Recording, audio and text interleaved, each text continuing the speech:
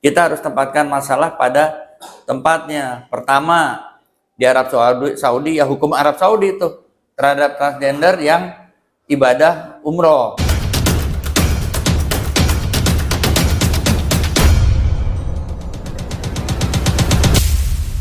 Viralnya ibadah umroh yang dilakukan oleh selebgram transgender, Isa Zega, bernama asli Sahrul Isa, berbuntut panjang. Dia pada akhirnya dilaporkan ke Polres Metro Jakarta Selatan. Isa Zega dilaporkan pasal 156 tentang penistaan agama, dan pasal 45 Undang-Undang ITE, dengan ancaman 6 tahun penjara. Usai dilaporkan, polisi selanjutnya akan segera menjadwalkan pemeriksaan terhadap Zega, namun belum diketahui kapan pemeriksaan itu akan dilakukan. Isa Zega, yang memiliki nama asli Sahrul, menjadi kontroversi setelah mengenakan hijab syar'i saat menjalani ibadah umroh di Tanah Suci. Akademisi yang juga seorang praktisi hukum, Budi Usuf, menjelaskan hal tersebut dan kaitannya dengan hukum positif Indonesia. Jadi, kalau bicara transgender ada di Tanah Suci, kita orang Indonesia jangan mikirkan gitu kan, itu negara orang. Nah, di negara itu boleh nggak transgender beribadah?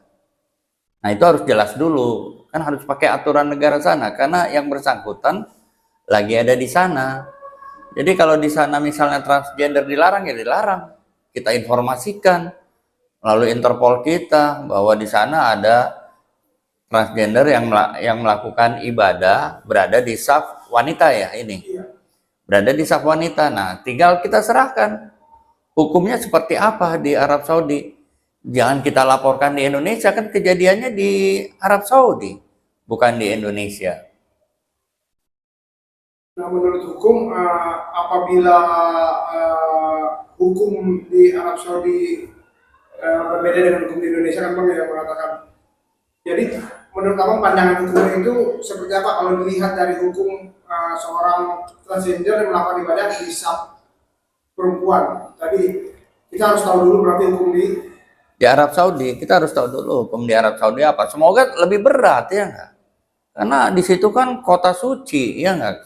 Kalau kota suci, tahu-tahu ada tanda kutip nih manusia jadi-jadian ya nggak? Seyogyanya ya Arab Saudi saya pikir mempunyai hukum yang lebih tegas lah terhadap orang-orang yang transgender ini, begitu. Kalau di Indonesia paling berapa lama sih hukumannya ya enggak? Tapi kalau Arab Saudi saya berharap lebih tegas terhadap pelaku transgender yang mengaku-ngaku sebagai wanita ya, walaupun sudah operasi kan tetap lahirnya kan laki-laki. Yang kedua, dia tidak punya organ kewanitaan. Punya dia rahim, nggak mungkin bisa kan? Seperti itu. Dan punya yang lainnya juga banyak yang nggak ada di transgender itu. Yang ada semua dibuat, ya berbeda kan, dibuat dengan memang lahir secara alamiah gitu kan, dia punya organ kewanitaan, tapi saat ibadah kan atau saat operasi tidak punya organ itu ya tetap aja laki-laki. Kita kan tahu tuh, dulu ada presenter terkenal ya kan yang meninggal, akhirnya kan dimakamkannya juga secara laki-laki, karena lahirnya sebagai laki-laki, bukan identitasnya jenisnya laki-laki atau perempuan ditentukan oleh pengadilan, bukan itu.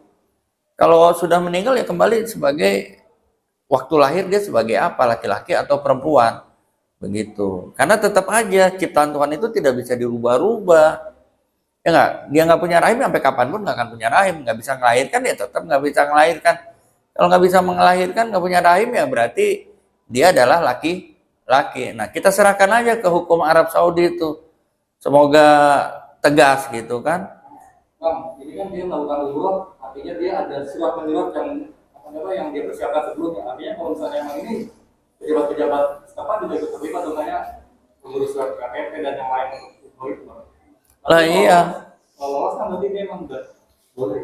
Iya, jadi kan kalau misalnya identitasnya berubah dari laki-laki jadi perempuan, yang bermasalah siapa tuh?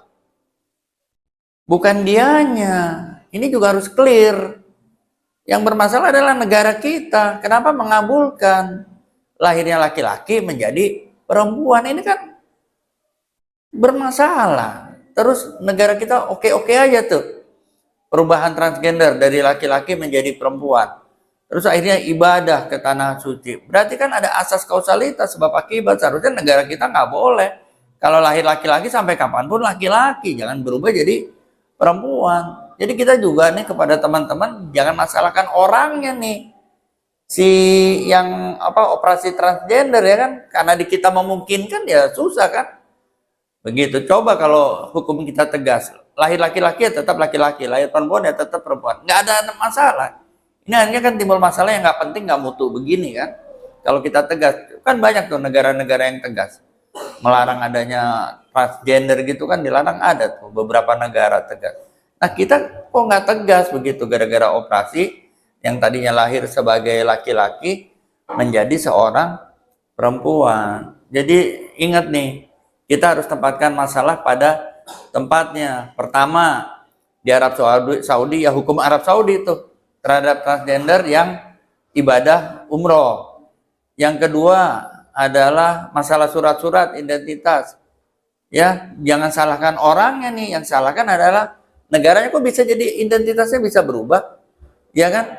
Kan ada tuh yang presenter juga berubah identitas hanya karena penetapan pengadilan. Nah, kok semudah itu? Padahal suaranya juga kan laki-laki, ya enggak? Begitu, akhirnya dimakamkan juga sebagai laki-laki.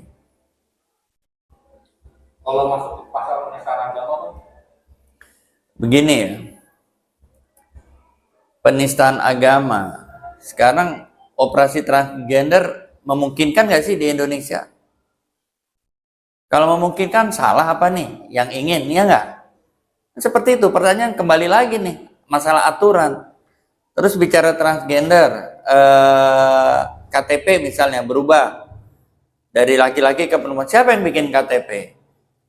Kan kalau udah ada aturan, ya sudah. Kalau ini lahir laki-laki, akte kelahirannya laki-laki, kenapa harus jadi perempuan? Ini yang bermasalah siapa jadinya kan? Pelakunya, apa kita aparatnya nih yang membuat KTP? Atau siapa yang membuat undang-undangnya? Ada nggak undang-undangnya tuh? Diperbolehkan nggak transgender di Indonesia? Kan seperti itu. Jadi kalau penistaan ya harus ada dua belah pihak nih. Kalau bicara penistaan, kecuali dia masih statusnya laki-laki masuk ke tempat wanita, ya nggak? Ini perlu ini atau mengaku wanita, ya menggunakan simbol-simbol agama, tapi sebenarnya statusnya masih laki-laki. Tapi kalau bicara dari identitas, yang mengesahkan identitas dari laki-laki menjadi perempuan, itu yang bermasalah sebenarnya juga. Harus dikejar itu. Kenapa nih? Misalnya pengadilan memutuskan laki-laki jadi perempuan, yang bermasalah kan pengadilannya. Dia kan cuma memohon. Yang namanya memohon kan bisa diterima, bisa ditolak. Ini kenapa disahkan di pengadilan? Terus KTP dari awalnya laki-laki kok berubah jadi perempuan? Yang bermasalah siapa kan? Negara kita nih, tanda kutip, atau pelaku transgender? Itu harus dipertanyakan gitu. Jadi masih jauh lah kalau bicara penistaan agama ya, karena itu tidak bisa berdiri sendiri. Kalau dikasih peluang kan berarti dilindungi oleh undang-undang, ya nggak? Begitu, kecuali dia ada undang-undang yang dilanggar oleh yang bersangkutan. Dan negara kita kan bukan negara agama masalahnya. Sehingga ya berdiri sendiri, dan hukum pidana agama kita juga nggak ada. Kalau secara keperdataan ada. Tapi kalau secara pidana hukum agama tidak ada di negara ini. Sehingga ini harus komprehensif nih, supaya kasus ini tidak muncul lagi. Ya, KTP bisa berubah, ganti jenis kelamin, tinggal permohonan ke pengadilan. Ya, jadi sumber masalahnya itu siapa? Coba kalau kita tegas terhadap hukum, tidak akan terjadi masalah seperti ini. Bang, apakah perlu ada sanksi sosial gitu Bang? Karena kan juga banyak juga kan anak-anak kecil dan sekarang yang udah agak melambai gitu. Ya perlulah, sanksi sosial itu perlu. Misalnya yang LGBT tidak diterima kerja misalnya, karena kan bisa jadi ngerusak nih, tanda kutip misalnya, dapat menular ini LGBT kan begitu. Nah itu yang saya khawatir, apakah kita rela kalau negara kita ini misalnya lebih banyak LGBT, kan seperti itu. Saya termasuk yang tidak setuju LGBT dari dulu kan. Tapi itu kan bisa disembuhkan. Bukan dihukum, LGBT itu jangan dihukum, tapi bisa disembuhkan. Begitu. Ya, dia juga mungkin secara pribadi nggak mau seperti itu.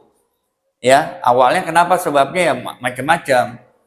Tapi tidak perlu dihukum. Kalau negara ini tanggung jawab, ada rakyat tanda kutip sakit nih, ya disembuhkan gitu loh. Bukan dibiarkan.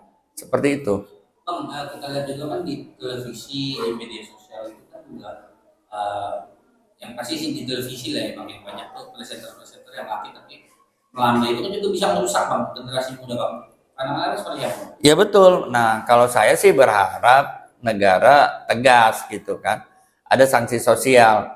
Kayak misalnya, ya, saya pernah dapat informasi dari kawan tuh, jaksa. Katanya kalau di Korea tuh ada yang ngaco-ngaco di TV, ya, diproses tuh hukum, tapi tidak dipenjarakan, tapi kena sanksi sosial. Dia tidak boleh, TV swasta tidak boleh menampilkan yang bersangkutan lagi.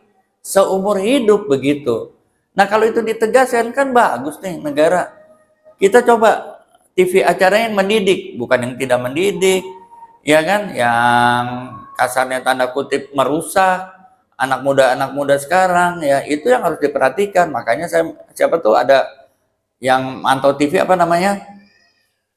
Komisi Pemantau KPI ya kan?